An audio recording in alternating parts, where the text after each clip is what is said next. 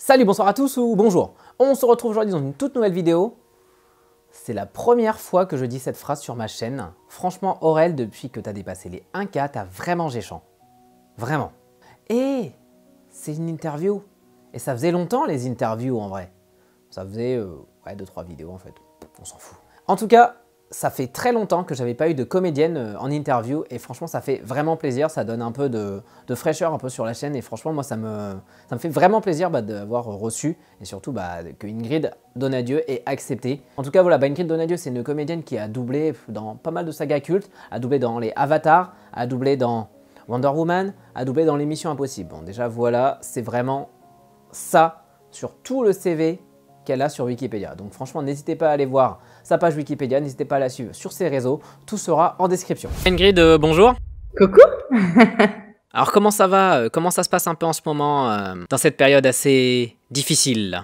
C'est un peu plus calme. On a un petit peu plus de temps pour nous, mais contrairement à ceux qui bossent au théâtre notamment, on continue à travailler quand même un peu. Alors j'ai une question là tout de suite qui me vient à l'esprit là, c'est si je devais te demander là ton personnage de fiction, toi, qui te ressemble le plus. Tu vois, j'ai plein de trucs qui me viennent, mais bon, dire Wonder Woman, non, enfin concrètement, si j'avais un super pouvoir et si j'étais aussi courageuse, éventuellement, mais je suis pas sûre que j'aurais... Mira, avec les super pouvoirs et l'impossibilité de mourir, ça donne du courage tout de suite. Après, ce serait totalement un mix de Rosa avec son côté gueularde, qui supporte pas les trucs, qui supporte pas quand les trucs marchent pas, que ça roule pas, etc. Et puis qui va tout de suite gueuler et qui va rentrer dans le tas. Mais à côté de ça, je peux avoir un côté totalement Anna Faris dans Mom, avec... tu vois, une forme de naïveté, d'humour, d'autodérision. Enfin, tu vois, donc ça peut passer de l'un à l'autre. Est-ce que tu te souviens, Ingrid, de ton tout premier doublage? Du tout premier, je suis pas certaine parce que je crois que ça s'était fait un peu à la volée. Mais je me souviens du premier vrai rôle que j'ai doublé et j'étais petite. C'était dans Richie Rich avec Macaulay Culkin, un petit garçon qui était, dont les parents étaient multimilliardaires, qui avait un parc d'attractions dans son jardin, etc. Et qui finalement sympathisait avec une petite bande de 3 gamins, 2 ou 3 gamins de la rue. Et moi, je faisais la gamine. Et c'est marrant parce qu'il y a toujours une expression qui m'est restée de ce film qui m'avait fait beaucoup rire à l'époque où j'étais petite. Et c'était « ça glisse comme un molar sur une poignée de porte ». Ne me demande pas pourquoi j'ai retenu ça, mais c'était le majordome qui à un moment donné disait ça, il me semble. Donc je me rappelle de ça et j'avais adoré. Et puis surtout, le film était fou, quoi. Il était génial. Là, je viens de regarder là sur la fiche Wikipédia du film. Et en fait, ils mettent que déjà les voix québécoises. Et ils mettent juste si un seul comédien, qui est Féodor Aitken. Qui justement... Tu vas modifier cette fiche pour nous tous, hein. Et ben déjà, je vais essayer de revoir le film, de me rappeler toutes les voix qui sont dedans, et je remodifie tout ça. On peut faire ça, c'est faisable. Ça marche. Si je te dis, tu es comme un petit enfant, tu fais beaucoup de bruit, mais tu ne sais rien. Avatar. Ta faute. Ta faute. Tu es comme un petit enfant. Tu fais du bruit et tu ne sais rien du tout. Tu es Omotikaya maintenant. Tu peux tailler ton arc dans le bois de l'arbre maison. Je me souviens que j'avais passé les essais sans... j'avais pas réalisé en fait ce que ça allait être. J'avais même pas percuté que c'était James Cameron, le mec qui avait fait Titanic. Enfin, je sais pas, j'y étais allée un peu... Par contre, ce qui m'avait éclaté, c'est que du coup, pendant les essais, on avait dû faire une partie en avis. La réponse pour ces essais a été très longue et pour cause, en fait, puisque quand on voit ce que c'était, en fait, ils ont mis du temps. Et puis, je crois que c'est James Cameron qui a choisi directement. Donc, il a fallu que ça aille jusque là-bas. Et j'ai eu la réponse positive. C'était le matin de mon anniversaire. Et j'étais hyper contente, non pas parce que du coup j'allais doubler le film de James Cameron, mais parce que j'allais doubler un film avec une langue inventée et que je trouvais le challenge absolument énorme, quoi. Et puis voilà, puis on a fait le film et c'était super, etc.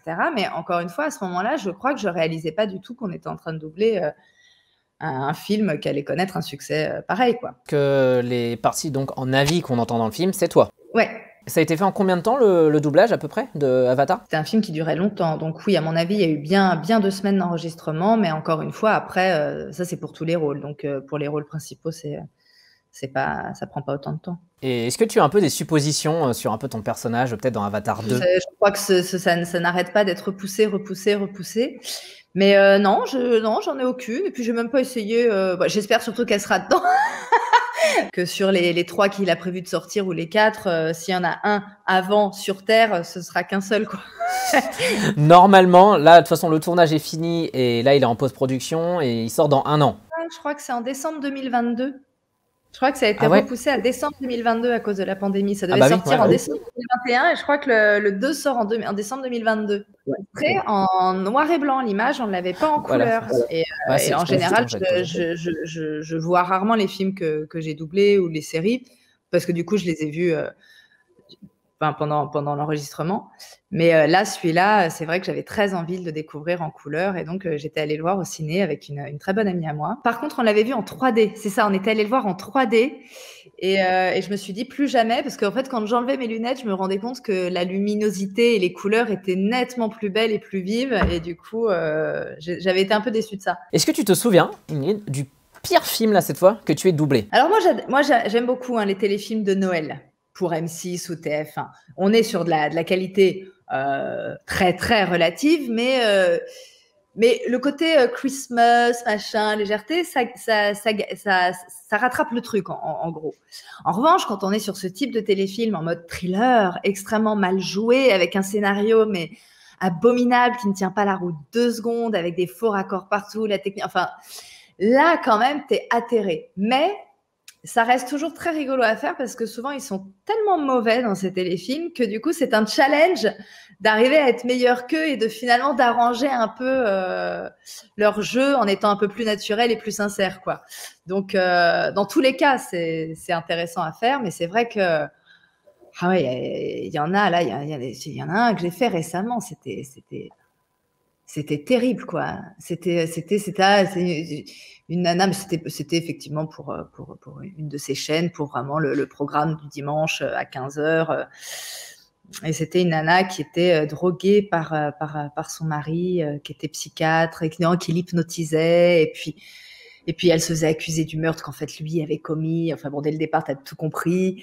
Et puis c'est tous les clichés qui s'enquillent du début à la fin, et c'est encore une fois très mal joué. Elles sont toutes refaites, on dirait des mérous, mais c'est très drôle. Là, il y a même pas, allez, 1 mois, il y a Wonder Woman 84 qui est sorti. Est-ce que, justement, il y a eu déjà un doublage dessus? Est-ce qu'il y a un doublage qui a été fait?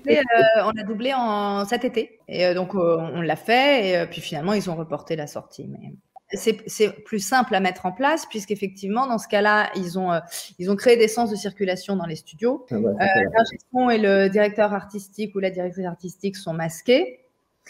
On enregistre du coup un comédien par un comédien, on peut plus enregistrer ensemble. Et après, les micros sont nettoyés ou les antipop changés ou nettoyés entre 2 comédiens qui passent, c'est aéré. Souvent, de toute façon, en fonction des disponibilités des uns des autres, en fonction aussi de si ça se chevauche ou quoi, souvent, de toute façon, on est enregistré en track déjà avant. Ce qui nous plaît pas trop, parce qu'on aime bien enregistrer ensemble et pouvoir se répondre. Mais de plus en plus, les clients, les plateformes, etc., ne veulent pas que les formes de d'ondes se chevauchent, etc. Donc, on est de toute façon obligé d'enregistrer tout seul. Mais les ambiances, par exemple, en principe, on fait venir 10 personnes sur le plateau, et on fait tout le truc. Bon, là, maintenant, même les ambiances, il faut les enregistrer un par un. Donc, c'est très compliqué pour les DA de faire des plans. Et puis, ça prend forcément plus de temps, donc ça coûte plus cher. On croise aussi les doigts pour la version longue de Justice League, qui sera peut-être doublée en VF, on ne sait pas encore. Si, on sait. D'accord, ok. Après, est-ce qu'elle va sortir en salle? Ça, c'est une autre question. Ah bah ça, c'est une autre question. Mais en tout cas, ça va être doublé. Donc ça, c'est chouette. Cool, super. T'as fait aussi pas mal de séries, aussi dans ta carrière, quand même. Ouais. Est-ce que, justement, le rythme de série est plus difficile qu'au cinéma? On a moins de temps.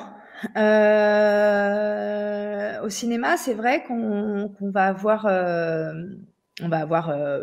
plus de temps pour refaire, réécouter plusieurs fois, refaire plusieurs fois les prises, et puis du coup être plus précis et voilà, et faire du meilleur travail. C'est vrai qu'en série, on a beaucoup moins de temps, il faut être beaucoup plus rapide. C'est de pire en pire, hein, d'ailleurs.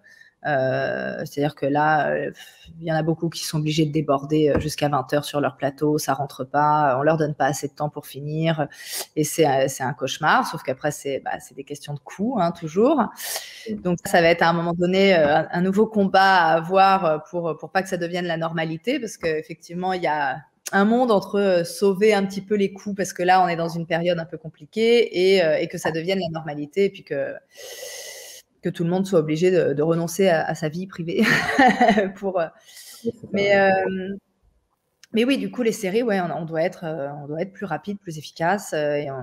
En 2018, tu as joué dans Mauvaises Herbes de Chiron, où tu jouais justement Catherine Deneuve, la personnage de Catherine Deneuve jeune. Est-ce qu'il n'y avait pas justement une certaine pression de se dire quand même on joue Catherine Deneuve jeune? Comment tu t'es un peu approprié ce rôle? La pression, elle n'était pas à cet endroit-là. La pression, elle était qu'il fallait que je joue en libanais, quoi. Du coup, tout le challenge était là. C'est sûr que c'était pas rien de se dire que voilà, que j'incarnais cette grande dame, voilà, plus jeune. Mais c'est vrai que j'étais plus obsédée par réussir à jouer le plus juste possible dans une langue à laquelle je ne pipe que dalle, hein, soyons honnêtes. Mais voilà, et donc mais ça s'est finalement bien passé, puis c'était une très chouette expérience.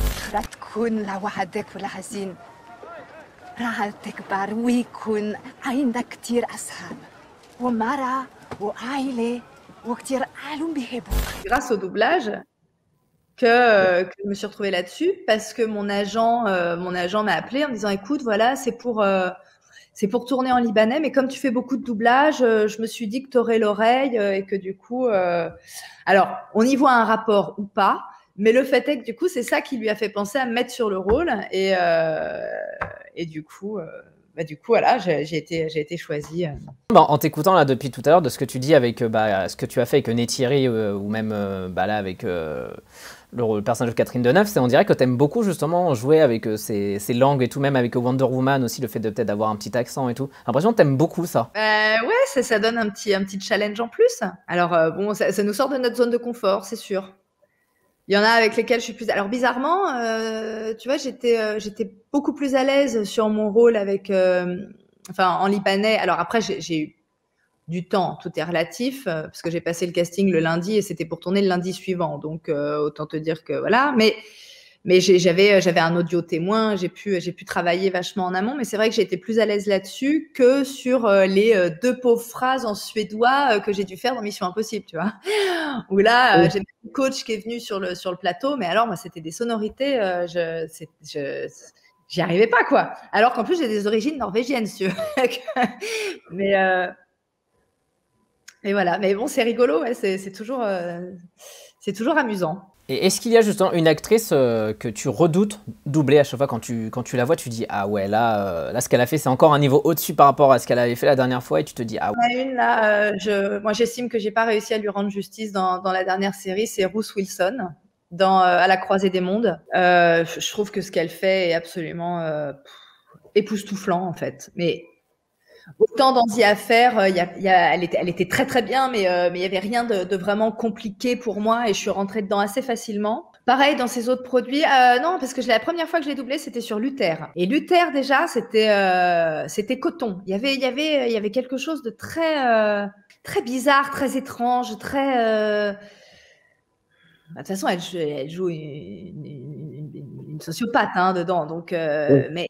Elle est incroyable. Elle est incroyable. Et je crois que j'ai pas forcément ce côté-là. Et dans His Dark Material, dans La croisée des mondes, là, justement, elle a fait tout un travail sur le corps, sur son animal, son totem, là, c'est un singe. Comment ils appellent ça? Son démon. Et c'est vrai qu'on voit qu'elle a fait un travail à ce niveau-là, et elle passe d'un seul coup de quelque chose de très menaçant comme ça à quelque chose. Enfin, elle a été très dure à suivre. Et quand j'y allais, je me disais, la vache, faut être à la hauteur. Et quand j'en repartais, je me disais que j'avais pas été à la hauteur, quoi. On y a passé du temps, mais ce qu'elle fait est tellement incroyable que et puis elle a eu du temps pour se préparer, ce qu'on n'a pas forcément. Mais elle est. Ah, moi, je suis totalement fan de cette nana. Ouais. Et est-ce que justement, là, tu t'es un peu rendu compte de l'évolution peut-être qu'il y a eu dans le doublage, justement, où comme avant, peut-être on mettait beaucoup plus de temps et aujourd'hui, c'est beaucoup plus rapide de faire un doublage. Est-ce que ça, tu t'en rends compte aujourd'hui? Ah de toute façon, oui, on s'en rend compte depuis un moment déjà. De toute façon, avec l'arrivée des plateformes aussi, ça a accéléré les choses parce que maintenant, il faut être parfois, il y a des diffusions plus 24. Mais c'est vrai qu'autant sur certaines séries qui sont pas trop difficiles, bon, on n'est pas forcément frustré, autant sur d'autres qui peuvent être plus compliquées, on aimerait que ce soit... Parce qu'on est sur des séries maintenant qui ont des qualités de 35, quoi, et donc qui mériteraient d'être traitées comme telles, ce qui n'est malheureusement pas le cas. Là, je vais te poser des questions rapides. Je vais te poser 10 questions rapides où tu as le choix. Donc, si par exemple, je te demande, tu préfères le théâtre ou le cinéma? J'ai un fait pour le théâtre, quand même. Tu préfères vivre sur Pandora ou sur l'île de Wonder Woman Pandora, quand même. La VO ou la version française québécoise? La VO. Tu préfères Spotify ou un vinyle? Écoute, j'ai Apple Music. Mais on a une platine avec des vinyles, mais j'avoue que la praticité fait que généralement on passe par notre téléphone. Hein. Là justement, tu préfères Wonder Woman ou Neytiri en tant que personnage? C'est pas gentil ça. Je sais pas, et quelque part elles ont beaucoup de choses en commun. Hein. C'est deux guerrières, à la fois hypersensibles. Franchement, là, non, je pourrais pas me décider. Tu te souviens que tu as doublé ça dans du jeu vidéo Assassin's Creed et The Witcher? Tu te souviens de ça? Ouais. Donc justement, Assassin's Creed ou The Witcher? Comme je joue pas vraiment, je me suis plus amusée sur The Witcher. Le personnage que j'ai fait sur The Witcher était plus amusant. Et la dernière, Steven Spielberg ou James Cameron? Non, Spielberg quand même. Alors, là Ingrid, on va passer à la FAQ. Hop, j'ai une question de Nightmare qui te dit: est-il un rôle que tu aurais aimé doubler? Alors, c'est terrible parce que je me rappelle pas, mais ça m'est arrivé souvent de regarder des films ou des séries et de me dire, ah putain, ça, j'aurais adoré. Tu vois, je réfléchis là en termes de séries que j'ai adoré. Et là, c'est ça, il t'avait demandé aussi en deuxième question, c'est si tu avais des films préférés, tu dois en avoir. En fait, non, j'en ai pas de préférés, quoi. J'ai des films qui m'ont profondément bouleversée, que j'ai adoré, mais il y en a beaucoup et je suis pas du genre à re-regarder des films ou relire des livres ou même s'il y en a que j'ai revus, etc. Mais là, dernièrement, par exemple, j'ai été profondément bouleversée par The Green Book. Oui, Green Book, oui. Ça m'a fait un bien fou de voir quelque chose de cette qualité-là. Ça faisait longtemps parce qu'effectivement, parce qu'on va vers la facilité, qu'on essaie de regarder des trucs un peu légers, et puis que du coup, on va pas forcément sur des films. Mais j'ai trouvé ça d'une intelligence. Et puis c'était très drôle. Et puis c'était très émouvant. Et ça va vraiment être des films coup de cœur, mais j'ai pas de livre, de série ou de film préféré en fait. Est-ce que tu as déjà rencontré une actrice que tu as déjà doublée? Non, l'occasion ne s'est pas présentée. J'avais écrit à Michel Dockery parce que j'allais passer, je suis allée faire un stage d'acting à Londres pendant 3 semaines un été. Et je m'étais dit tiens, ça peut être rigolo, et donc je lui avais envoyé un message via Facebook. Je suis même pas sûre que ce soit elle qui gère le sien, hein, en lui disant voilà, je suis ta voix française, je passe à Londres pendant 3 semaines cet été. Si ça t'amuse qu'on se rencontre, ce sera avec plaisir. Je n'ai pas eu de réponse, voilà. Mais généralement, ça va être organisé via des conventions, via voilà. Bon, moi, ça s'est jamais présenté, mais c'est peut-être pas trop tard. Ouais, c'est ça, il est jamais trop tard, qui sait. Voilà, j'ai une autre question là qui parle là, de ton travail sur Halloween 1 et 2 que tu as fait sur Laurie Strode. À part que la préoccupation quand tu vas faire un film d'horreur, c'est de savoir si les crises sont en VI ou s'il va falloir tous les refaire et te défoncer la voix, que t'as pas forcément envie de voir les scènes parce que moi j'adorais les films d'horreur quand j'étais petite, hein, je me délectais dès qu'il y avait du sang, dès que ça giclait dans tous les sens, etc. Les Dents de la Mer, c'est mon film de chevet. Et puis j'ai grandi et puis je ne supporte plus ça. Donc, Halloween, j'étais déjà plus grande. Et on va dire que à part essayer d'en voir le moins possible et puis de m'arranger. Puis non, en fait, la majorité des cris, il a fallu les refaire. J'ai envie de te dire que c'est tout ce que j'en retiens concrètement. Votre bouclier. Dernière vérification. Tout le monde est prêt? J'aurais bien aimé avoir un peu plus de temps pour me préparer. En fait, les jeux vidéo, il n'y a pas de convention collective autour des jeux vidéo. Et par rapport à l'argent que ça brasse et par rapport au doublage de films et par rapport à tout ça, on est de plus en plus nombreux à estimer que c'est très mal payé. Et on est de plus en plus nombreux à boycotter. Et voilà, alors après, tout le monde n'a pas les moyens de le faire. Mais c'est vrai qu'on désespère qu'il y ait une convention collective qui soit mise en place pour effectivement instaurer des tarifs fixes et qui voilà. Et c'est vrai qu'Overwatch au début on me l'avait présenté comme quelque chose qui c'était un one shot et derrière j'ai mon petit frère qui m'a fait attends mais tu fais Overwatch mais attends mais c'est incroyable mais tu te rends pas compte dans le monde entier les gens y jouent et là j'ai pris conscience de ce que c'était vraiment. Et je me suis dit, bah non, en fait, là, quand on a un truc qui cartonne autant et qui rapporte autant d'argent, en fait, on paye les gens, les techniciens, les comédiens, on les paye décemment. Et donc, je me suis retirée. Peut-on devenir donc comédien dans le doublage sans être forcément connu? La majorité des gens qui font du doublage ne le sont pas connus déjà. Là, depuis quelques années, avec les films d'animation, etc., il y a eu une mode qui est de faire appel à des star talents, mais ça va être surtout sur les animes. Voilà, des gens qui sont connus, dont c'est pas forcément le métier, qui sont plus ou moins doués là-dedans, parce qu'il y a des comédiens de doublage qui sont pas forcément bons à l'image, et des comédiens d'image qui sont excellents, mais qui sont pas forcément bons au doublage. On a tous nos points forts et nos points faibles. Donc connu, non, justement. En revanche, il faut être comédien, parce que la majorité des comédiens ne sont pas connus du grand public en vrai. Quand justement j'avais mis sur les réseaux voilà, qu'aujourd'hui je te recevais, j'ai quand même reçu pas mal de messages qui étaient « Ah ouais, Ingrid, de Nadieu, ouais. » Enfin en vrai, tu as quand même marqué pas mal de gens, je trouve. Je suis heureuse de le savoir, ça me fait vachement plaisir parce qu'on n'en a pas forcément conscience, mais en tout cas, non, tant mieux. Justement, enfin, je rebondis tout de suite dessus sur cette question-là. Est-ce que justement, toi par exemple, on t'a déjà reconnu dans la rue, que ça soit à l'image, parce que tu fais quand même des choses quand même dans les séries télé ou même dans des films français, ou par rapport aussi à ta voix, est-ce qu'on t'a déjà reconnu? Écoute, pas vraiment, non. Non. Mon chéri, beaucoup plus. Lui, on l'arrête très souvent. Il dit, tu serais pas la voix attendez, je connais votre voix. Et mais bon, il a une voix qui est plus reconnaissable. Non, moi, non. J'ai une autre question, là ça va être par rapport à Wonder Woman. C'est pourquoi on va dire avoir mis un accent sur Gal Gadot pour Diana, tandis que dans Fast and Furious, il n'y en avait pas. Est-ce que c'était pour donner plus de caractère à Diana ou est-ce que c'était une demande du client? C'était une demande du client. Parce qu'effectivement, comme les Amazones sont censées parler toutes les langues, mais en même temps vivre dans un pays qui existe, mais dans une dimension parallèle, ou enfin, je sais pas comment on peut dire. Mais effectivement, c'était une demande du client. On se demandait d'ailleurs, mais c'est marrant parce que je me suis posé cette question parce qu'on m'a dit, bah, elle, en anglais, elle a un accent, et pour cause, elle a un accent israélien, mais elle l'a dans tous ses films.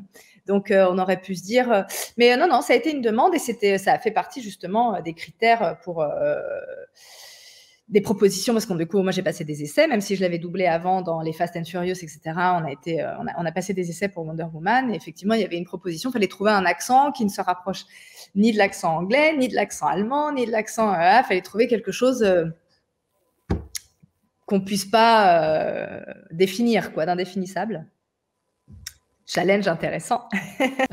Encore challenge avec la langue, mais non, c'est vrai que c'est super intéressant parce que c'est vrai que j'arrive pas à chaque fois se voir, que ce soit en anglais ou en français. C'est un mélange de plein de langues en fait, c'est ça? Enfin, de plein d'accents. Je peux même pas te dire d'où c'est sorti. Ma grande crainte, c'était de pas réussir à le refaire dans le 2. Mais bon, écoute, c'est revenu. C'est comme le vélo, ça revient en fait. C'est ça. Est-ce que ton expérience de jeu, est-ce que c'est différent de celle d'un long métrage? Donc de jeu dans du doublage, c'est différent que celle d'un long métrage par exemple? En doublage, en fait, tu te mets au service du comédien original et tu essayes de coller au mieux à ce que lui propose, à sa proposition à lui. Alors, je ne te parle pas des téléfilms dont on parlait tout à l'heure, où là, tu essaies d'améliorer la chose, mais il y a un endroit où moi, je trouve ça plus facile parce que moi, je suis assez sensible. Donc, potentiellement, quand effectivement, c'est touchant ou qu'il y a des scènes d'émotion, etc., moi, de toute façon, de voir la scène en VO avant, bon, ça y est, quoi, je suis chargée à bloc. Ça y est, je suis prête à chialer, quoi. Tu vois, tellement la scène est bien faite. En tournage, on va dire, c'est un peu plus compliqué parce que bah, tu as tout un travail de construction de personnages à faire. T'es pas forcément dirigé parce qu'on va surtout s'occuper des personnages principaux, etc. Donc toi, tu peux être laissé un peu voilà, à toi-même, mais et puis faut refaire plusieurs fois. Alors je dis pas qu'en doublage tu refais pas plusieurs fois, mais c'est-à-dire qu'en doublage tu vas refaire, mais quelque part tu viens de voir ce que t'as fait, t'arrives à repérer ce qui colle pas, qu'est-ce qu'il faudrait que tu changes, etc. Alors que quand tu refais ta scène au Cinoche, bon bah t'as pas forcément vu les rushs, tu sais pas. Voilà. Bon, après, encore une fois, je pense que c'est très personnel et puis ça dépend de l'expérience qu'on a tant dans le Cinoche que il y en a qui te diront que ça laisse beaucoup plus de liberté, et pour cause, parce que là, c'est toi qui crée et qui propose quelque chose. Mais après, il faut avoir matière à proposer. Bah, c'est des exercices différents, en fait. C'est pareil, hein, la question théâtre ou cinéma. En vrai, j'ai répondu théâtre parce qu'il y a quelque chose que j'aime, c'est d'aller du début du parcours à la fin du parcours du personnage en très peu de temps, de pas être arrêté. Et voilà, mais le cinéma a plein d'autres avantages. C'est-à-dire que le cinéma, tu peux faire dans la dentelle, en fait. C'est-à-dire que la caméra, elle capte la moindre. T'as besoin de rien faire, en vrai, que c'est capté.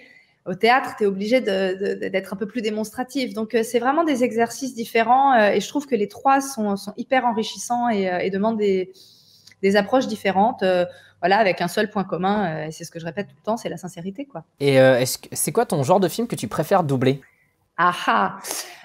Doubler, alors tu vois, en tant que comédienne, je préférerais jouer un bon film d'action avec, tu vois, avec des cascades, avec des scènes de combat, où ça court, où ça flingue, ou machin, etc. Ça, doubler, c'est généralement pas très amusant. Moi, ça va être les comédies, les comédies rigolotes ou les vrais films. Là, j'ai doublé un film que j'ai trouvé absolument super joli et le rôle était super chouette à faire. C'est le film que Sia a réalisé, voilà, qui s'appelle Musique. Et c'est un très très joli film et j'ai pris beaucoup de plaisir à le doubler. J'ai doublé un film là aussi qui était, alors là c'était très très dur. L'histoire était très dure, mais c'est plus ouais, les drames ou les comédies en fait. Mais bon, dès que ça joue et dès qu'il se passe quelque chose d'intense quoi, en termes d'émotion, là ça devient vraiment kiffant quoi. Ok. Dernière question que j'ai. Qu'est-ce que ça fait pour toi de savoir que tu vas doubler un personnage emblématique? Ah bah ouais, si, il y a des moments, je me dis putain, je suis la voix française de Wonder Woman quand même, c'est pas rien. Mais bon, après, je suis pas Wonder Woman pour autant, quoi. Donc, faut redescendre. Mais ouais, c'est chouette. C'est chouette. Bah déjà, on souhaite qu'un jour tu puisses rencontrer Gal Gadot. Déjà, ça serait fou. Ah ouais, ce serait sympa. Là, je voulais te demander, Ingrid, est-ce que tu as des projets que tu peux bien sûr parler, futurs, qui vont arriver? Écoute, je dois dire que c'est plutôt calme. Non, écoute, là, rien de prévu. Bon, après, des reprises de séries en doublage.